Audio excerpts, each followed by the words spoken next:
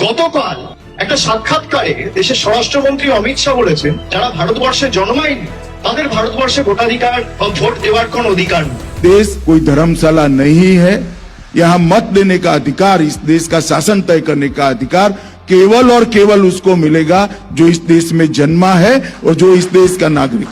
हम पहले डिटेक्ट करेंगे, पहचानेंगे, डिलीट करेंगे, मतदाता सूची से निकालेंगे और फिर डिपोर्ट भी करेंगे। অমিত শাহর যুক্তি যদি আমি ধরি, তাহলে শান্তনু ঠাকুরের ভোটাধিকার প্রয়োগ করার অধিকার নেই, যত মতুয়া ভাই বোনেরা আছে তারও ভোট দেওয়ার অধিকার নেই। এটা আমি বলছি না, দেশের স্বরাষ্ট্রমন্ত্রী এবং বিজেপির প্রাক্তন সর্বভারতীয় সভাপতি অমিত শাহ বলছে। আমি অনুরোধ করবো আপনাদের যে এরা যে সিএএ ক্যাম্প করছে আপনাদের মাধ্যমে, এদের ফাঁদে কেউ পা দেবেন। যদি কেউ সিএএ ক্যাম্পে গিয়ে অ্যাপিল করেন, আসামের 12 লক্ষ হিন্দু বাঙালির মতো আপনাদের অবস্থা হবে। সবাইকে ডিটেনশন ক্যাম্পে নিয়ে গিয়ে ফেলবে। আর তৃণমূল থাকতে আপনাদের কারোর নাম বাদ যাবে না। কেউ ভয় পাবেন না, কেউ আতঙ্কে থাকবেন না। আমাদের কর্মীরা রাস্তায় নেমেছে। আগামীকাল থেকে বিএলএ-টুরা বাড়ি বাড়ি যাবে।